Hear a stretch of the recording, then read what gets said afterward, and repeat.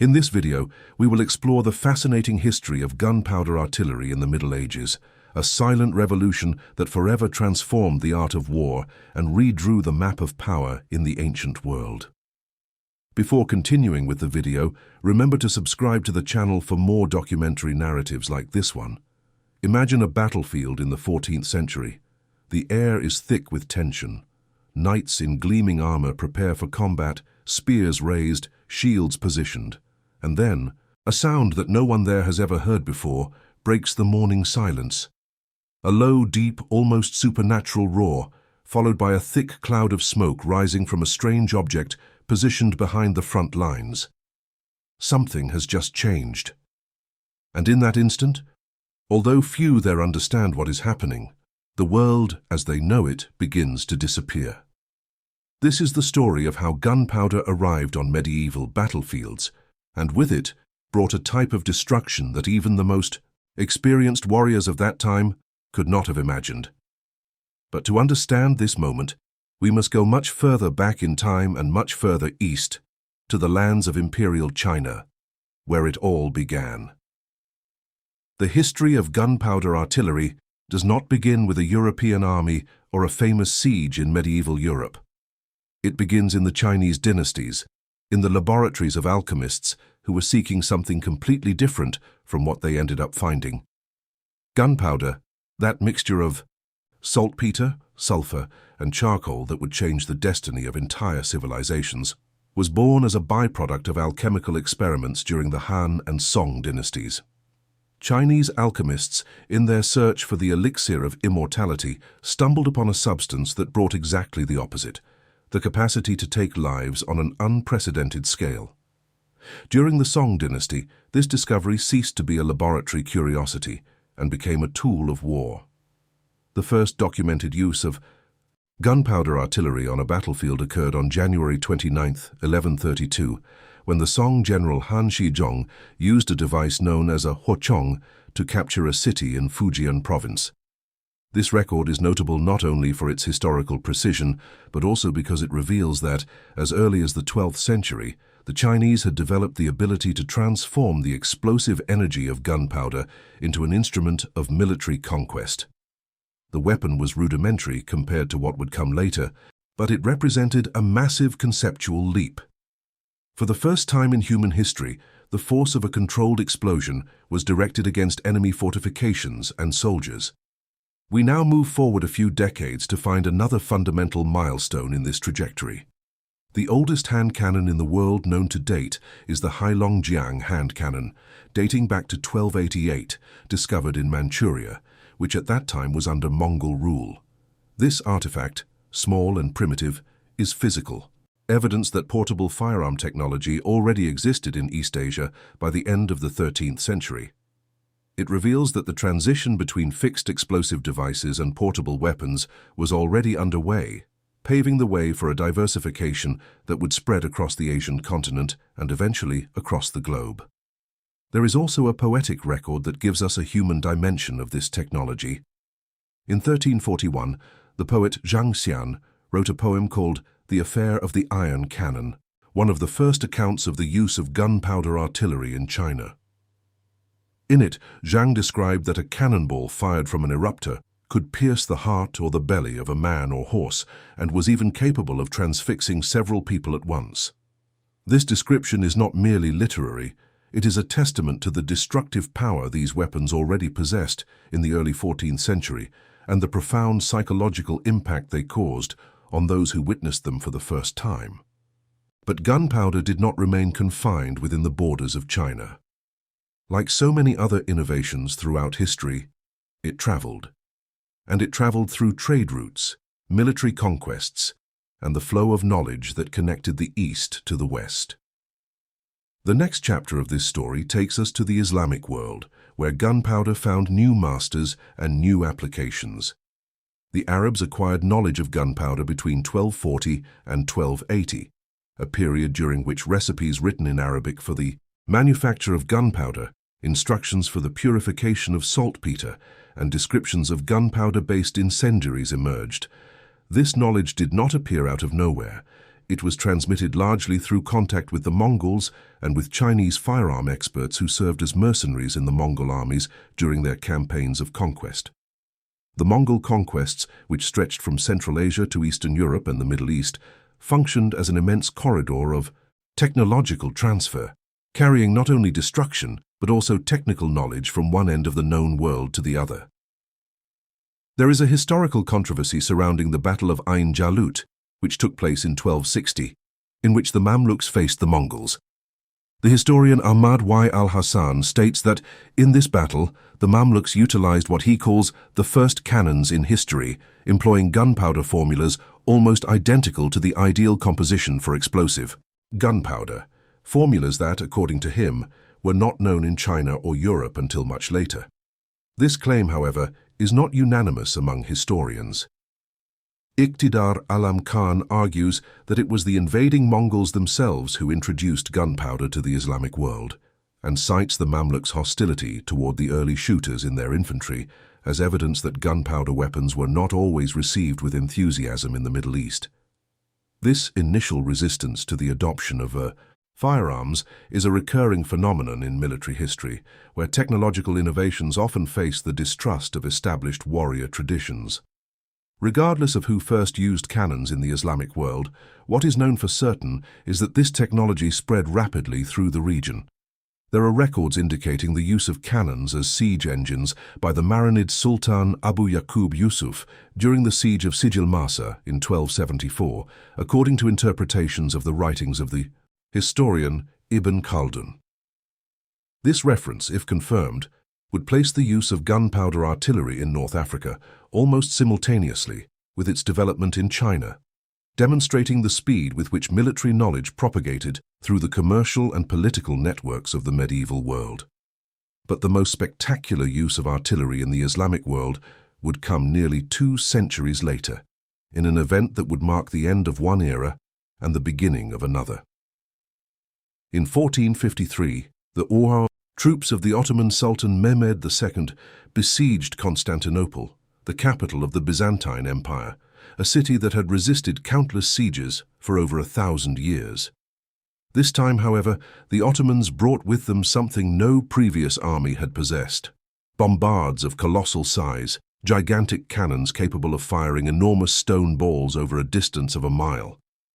The sound of each shot could be heard up to 10 miles away. The engineering behind these extraordinary weapons is attributed to Orban, a Hungarian cannon engineer who brought artillery knowledge from Central Europe to the Ottoman world. One of the artillery pieces from this period, made of bronze and consisting of 2 parts, the bore and the breech, weighed an impressive 18.4 tons. The 2 sections were joined by screws, and levers were used to facilitate the assembly work.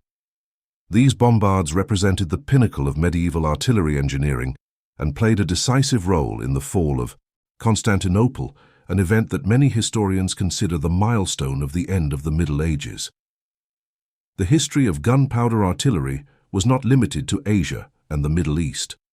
On the African continent, the Adal Empire and the Ethiopian Empire, Abyssinia, also employed cannons during the Adal-Ethiopian War. The Adalites, led by Ahmad ibn Ibrahim al-Ghazi, were the first African power to introduce cannons imported from Arabia and the Islamic world. The Portuguese Empire supplied cannons to the Ethiopians, while the Ottoman Empire sent soldiers and cannons to support Adal. This conflict demonstrated the decisive advantage of weapons such as the matchlock musket, cannons, and the arquebus over traditional weapons. Let us now turn our attention to Europe, where the history of gunpowder artillery would take on particularly dramatic contours. One of the first mentions of gunpowder in Europe appeared in the work Opus Majus by Roger Bacon in 1267. Bacon, an English Franciscan friar, described a recipe for gunpowder and recognized its military potential. He explained that with saltpeter and other substances, it was possible to artificially compose a fire thrown over long distances, and that a small amount of this material created great luminosity accompanied by a horrible roar, capable of destroying a city or an army. This description, made almost 80 years before the first documented use of cannons in England, shows that theoretical knowledge far preceded practical application on European battlefields. In Scandinavia, the Norwegian text Konungs Skuggsjá, the King's Mirror, from 1250, mentioned in its military chapter the use of charcoal and sulfur as the best weapon for combat between ships. This reference indicates that incendiary compounds similar to gunpowder were already circulating in northern Europe in the mid-13th century, although not yet in the form of cannons. In Italy, probably one of the oldest European firearms was a vase-shaped bronze weapon dated 1322 from Mantua, measuring 16.4 centimeters in length, weighing about 5 kilograms and with a caliber of 5.5 centimeters. The first document mentioning the use of cannons in Italy comes from a record of the municipality of Florence dated 1326, attesting to the purchase of iron balls and cannons. The following year, cannons were documented at the castle of Gassino near Turin, and in 1335, the presence of firearms was attested in Venice. It was only around 1340 that the use of cannons began to become more frequent, and they ceased to be used only for defense, being employed in offensive sieges, as the Visconti family did in 1351 during the siege of Consolis near Bologna. This transition from defensive to offensive use represented a fundamental shift in military strategy. In the Iberian Peninsula, gunpowder artillery also made its appearance in a striking way. In reference to the siege of Alicante in 1331, the High Spanish historian Jerónimo Zurita recorded a new machine that caused great terror and threw iron balls with fire. This description evokes the profound psychological impact these new weapons caused, a terror that went beyond physical damage and destabilized entire armies even before the battle itself began. Later, during the siege of Algeciras, between 1342 and 1344, the Spanish historian Juan de Mariana reported that the besieged caused great damage among the Christians with iron balls. They fired and noted that this was the first time any mention of gunpowder and bullets was found in their histories. Mariana also reports that the English Earl of Derby and the Earl of Salisbury participated in the siege of Algeciras, and that they could have conceivably transferred knowledge about the effectiveness of cannons to England. This possibility is fascinating, as it suggests that artillery technology may have traveled from the Iberian Peninsula to the British Isles through nobles who personally witnessed the power of these new weapons in combat. Another notable aspect of the history of artillery in the Iberian Peninsula is the role of mudéjar specialists. The Iberian kings, in the early stages of adopting cannons, turned to the help of Moorish experts. The first master gunners in the peninsula were likely Moors in the service of Christian kingdoms. The King of Navarre had a Moor in his service in 1367 as a master of artillery garrisons, and the mudéjars of Tudela were famous for their skill in artillery repairs. This exchange of knowledge between rival cultures is a reminder that the history of military technology rarely follows straight lines of development within a single civilization. In England and France, gunpowder artillery made its entry in a particularly significant way during the 14th century. Cannons appear to have been introduced to the Kingdom of England in that century, and there are mentions of their use against the Scots in 1327. The first metal cannon was the pot de fer, whose first visual representation appears in an illuminated manuscript by Walter de Mailemete, dated 1327, which was presented to Edward III upon his accession to the English throne. The manuscript shows a four-legged stand supporting a sort of bulbous bottle, while the gunner stands far back, igniting the charge with an incandescent iron bar. A projectile protrudes from the mouth of the weapon, but no wadding is visible in the illustration. Although represented in the treatise, no explanation or description accompanies the image, which suggests that the author himself may not have fully understood the weapon's operation or may have considered the illustration sufficiently self-explanatory. The pot de fer, with its bulbous shape similar to a vase, was a rudimentary weapon whose effect was more psychological than physical. The roar of the discharge and the cloud of smoke were capable of terrifying men, and horses, even when the actual damage from the projectile was limited. This psychological element of primitive artillery is often underestimated, but for medieval soldiers who had never witnessed anything like it, the emotional impact must have been overwhelming. The pot de feu and similar weapons were used by both the French and the English during the 100 Years' War, which stretched from 1337 to 1453, a period in which cannons saw their first real use on European battlefields. However, 14th century cannons were still limited in many respects. Modern historians summarize that the early cannons were inferior in every way to the large existing siege engines. They were slow and small, limited in the 14th century to firing bolt-type projectiles, quarrels, and had a very limited range. These weaknesses were due to technological limitations, such as the inability to forge or cast a single piece or to manufacture iron balls. Cannons were likely as dangerous to their operators as they were to the enemy, and affected the morale of men and horses more than they caused actual damage to people or buildings. During the 1340s, cannons were still relatively rare and used in small numbers by only a few states. The so-called ribolds, or ribauls, were first mentioned in the records of the English Privy Wardrobe during preparations for the Battle of Crécy between 1345 and 1346. It was believed that these weapons fired large arrows and simple grape shot, but they were so important that they were under the direct control of the royal wardrobe. The Battle of Crécy, fought in 1346, is often cited as one of the first European confrontations in which primitive cannons were employed in the open field. The contemporary chronicler Jean Froissart recorded that the English cannons made 2 or 3 discharges upon the Genoese, which is interpreted as individual shots from 2 or 3 cannons, given the slow reloading of this primitive artillery. The Florentine Giovanni Villani agreed that the cannons were destructive on the field, although he also indicated that the weapons continued to fire at the French cavalry later in the battle. Villani reported that the English cannons threw iron balls by means of fire, produced a noise similar to thunder, and caused great loss among men and horses, that the Genoese were continually hit by archers and gunners, and that by the end of the battle, the entire plain was covered with men struck down by arrows and cannonballs. The Battle of Crécy was a turning point, not because the cannons were decisive that day, but because they publicly demonstrated that a new era of warfare was beginning. The cannons used were rudimentary, inaccurate, and short-ranged, but their effect on morale and strategic perception was disproportionate to their actual physical impact. After Crécy, advancements in medieval artillery accelerated significantly. Cannons, similar to those used in that battle, also appeared at the Siege of Calais in the same year, and in the 1380s, the ribaldachine began to be mounted on wheels. This innovation represented a major shift in artillery mobility. A fixed cannon was useful only in defensive positions or prolonged sieges, but a mobile cannon could be repositioned during a battle and accompany an army on the march.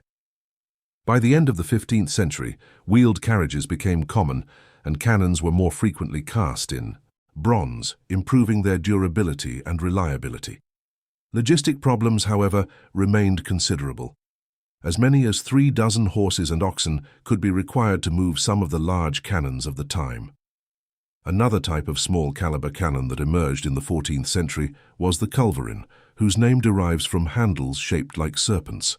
It represented a transition between the handheld weapon and the cannon proper, and was used as an anti-personnel weapon. Forged from iron and fixed to a wooden stock, it was generally placed on a support for firing. It became common in 15th century battles, particularly among Burgundian armies. As the smallest of medieval gunpowder weapons, it was relatively light and portable.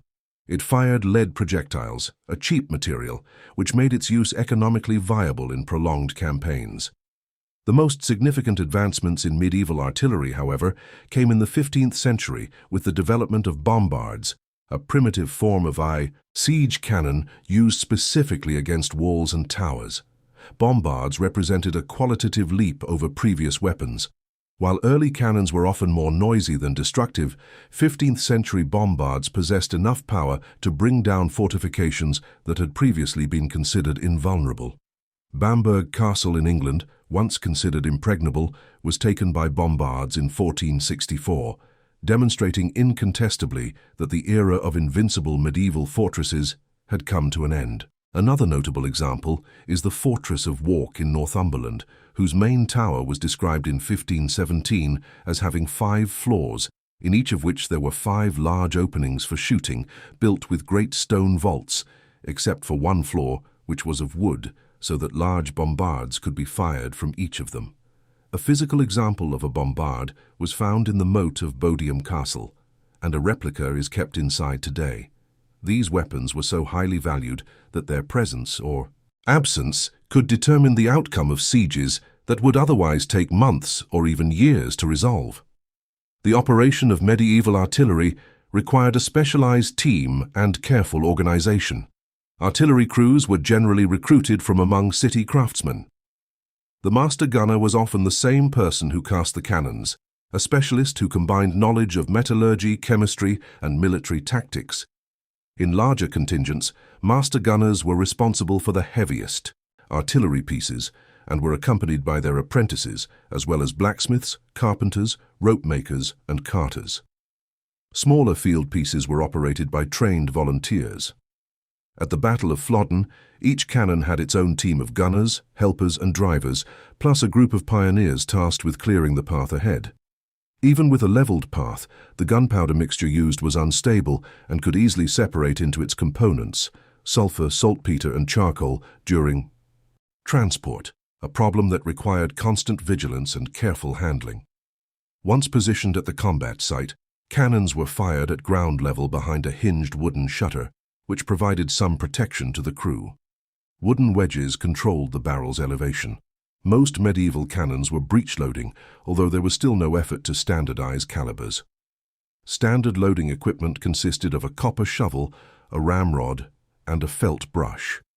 A bucket of water was always kept beside the cannon, and hot coals were used to heat the projectile or keep the match lit. These procedures reveal a surprising operational sophistication for the period. Scotland offers some of the most dramatic and revealing episodes in the history of medieval artillery. Some Scottish kings demonstrated a remarkable personal interest in the development of cannons. The most tragic of these was James II, who was killed by the accidental explosion of one of his own cannons while besieging Roxburgh Castle in 1460. This incident is a somber reminder of the inherent dangers of primitive artillery, not only for those in the cannon's sights, but also for those who operated them. Gunpowder was unpredictable, metals were often defective, and safety procedures were rudimentary at best. The death of a king by his own artillery visually illustrates the risks that accompanied this new technology. From the same period dates the celebrated Mons Meg, perhaps the most famous example of a massive bombard. This colossal weapon, which can be seen to this day at Edinburgh Castle, represents the pinnacle of Scottish medieval artillery engineering and is physical testimony to the fascination these weapons held for the rulers of the time. James IV of Scotland, considered the country's first Renaissance figure, shared his predecessor's fascination with cannons, both on land and at sea. Around 1502, he invested in the creation of a Scottish navy that was to feature a large number of cannons. His flagship, the Great Michael, was launched in 1511, equipped with 36 large cannons, 300 smaller pieces, and 120 gunners. This massive investment in naval artillery demonstrates that by the early 16th century, cannons had become not only field and siege weapons, but also essential components of naval power. The word cannon itself carries the history of its evolution. The Middle English word cannon derived from the Tuscan word canon, meaning a large tube, from the Latin canna, meaning cane or reed. The Latinized form cannon was used to designate a firearm as early as 1326 in Italy and since 1418 in English. The word bombardum, or bombard, was the oldest term for cannon, but from 1430 onward, it came to refer exclusively to the largest weapons. As we look at the complete trajectory of gunpowder artillery in the Middle Ages, what emerges is a story of profound and irreversible transformation. From the first experiments of Chinese alchemists to the cannons that brought down the walls of Constantinople, artillery redrew not only the art of war, but also the architecture of fortifications, the organization of armies, and the very psychology of combat. Fortresses that had resisted for centuries became vulnerable. Armored knights saw their supremacy challenged by gunners who could destroy them from a distance. Kings and sultans who invested in the new technology gained decisive advantages over those who clung to traditional forms of warfare. By the end of the 15th century, the cannon had gradually replaced the ancient siege engines on the battlefields. The Middle Ages were coming to an end, and with them disappeared a world in which war was determined by the clash of armed bodies and the resistance of stone walls. In its place emerged a new era, in which chemistry, metallurgy, and engineering became essential disciplines for military victory.